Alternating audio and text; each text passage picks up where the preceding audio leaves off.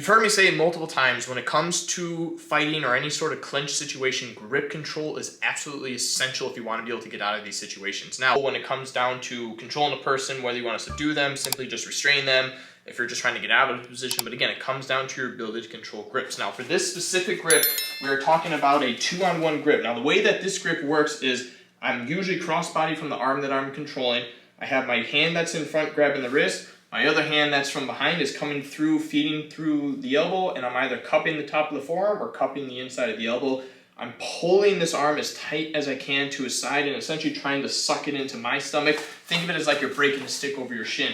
And this control point right here is allowing me to control this person's far body movements. It's harder for him to turn. It's harder for him to use that arm. I am safe to an extent from this hand from strikes, and even if he is able to get some sort of strike in, it's very difficult to get a lot of power or momentum from that strike. Again, that all a little bit depends on the person's body size, but for the most part, it's going to be difficult for this person to get strikes on you. Now, because of this type of grip, this is a grip that obviously I'm not going to sit here and try and do a lot of strikes from. I have the ability to throw in headbutts. I have the ability to throw knees, but this particular grip in this situation is simply to control this person's body movements and hopefully subdue this person to the point where they just completely give up on trying to fight back. Or if you are in some sort of law enforcement, this is a great position to feed into a cuffing position where I can't actually restrain the person fully, put them in the cuffs in a safe manner. So how do we get to this position? Let's find out.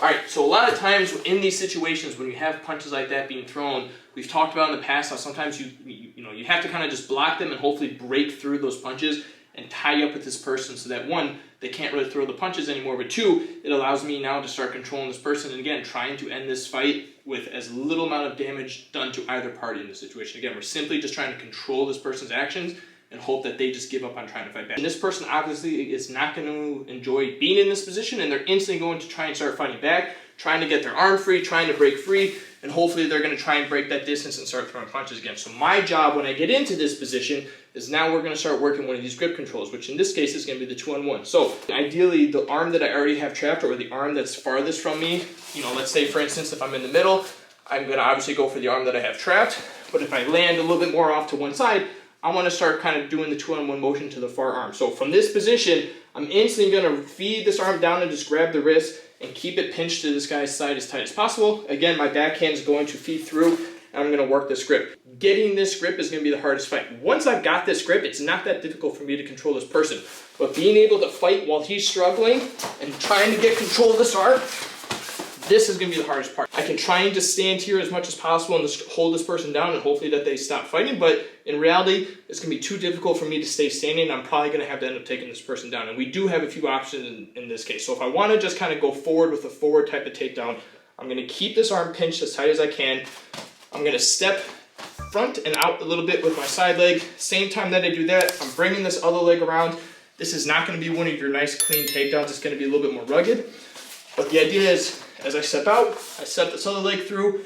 I'm merely just going to start stepping this leg back and drive both of our energy going completely forward.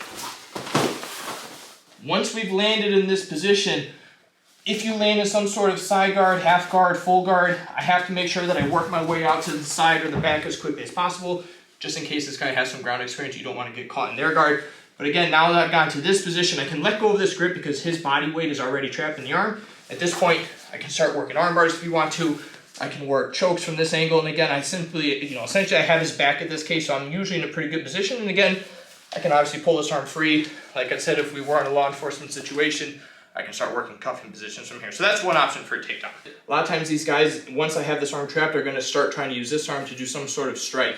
If I see that he's starting to reach for striking, or if he tries to hook my head to go for some sort of hip takedown, the second this hand starts moving, I'm merely just going to duck and come directly behind this person. Again, because I'm still off at this angle, I'm still able to get this 2-on-1 pressure on this arm, keep it nice and tight. And this guy's still going to be trying to fight getting his arm free. He's also probably going to start trying to throw elbows in this case, so I can't stay up here long. Simply just pick up one of your legs, kick out the back of their knee, and again, you're dragging them straight down to the ground. I can start working the seatbelt grips again. I can work gift wraps. You have all sorts of different restraints that you can start working on this person once you've taken them down to the ground successfully. Now, another option for a takedown, and it's very similar to the takedown that we do from the guillotine position or the headlock position, is I'm going to step a little bit with this foot.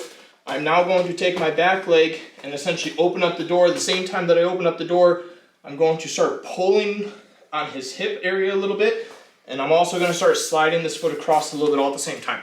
So as I step, I slide, I pull, we take them straight back down on the ground. And again, from here we can work our seatbelt, clear the hand over the top of our head, and go right back into our gift wraps and all our other restraints once again. All right, so one more time again with that one. I'm in this position. I feel like he's starting to resist a little bit more again. So I just kind of step and again, drop my weight. Come right up into this position. And again, we end up right back here. A different type of situation that may arise is as we're in this position, I find that we're either near walls, right next to a wall, right next to a vehicle, but there's some sort of surface that's next to us where if I can't necessarily take this person down, you know, they may have a really good base. I'm trying to get behind him and it's not working. I'm trying to get in front and he's just really resisting and not giving me an opportunity to take him down.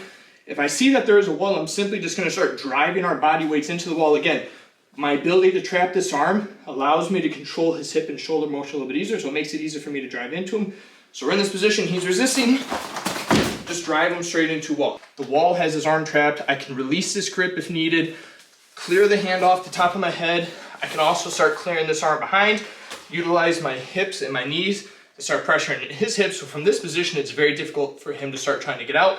If he does start trying to really push back into me, again, I can utilize that motion, take him down to the front, or take him back down, again to the back, and we end up back in the same position. So the 2-on-1 grip is, again, really nice control point that you can have on your attacker. It allows you, one, to stay cross-body so their ability to strike you is at a bare minimum. It also gives you plenty of opportunities to take the person down on the ground. No matter which way you take the person down, the nice way is you pretty much can end up in the same position every time where you have full control of their side or even better, full control of the back. Give those takedowns a try, give that situation a try. Again, the hardest part is going to be able to actually get that grip in the first place, so practice that in a live scenario. Let us know what you think in the comments. We'll see you next time.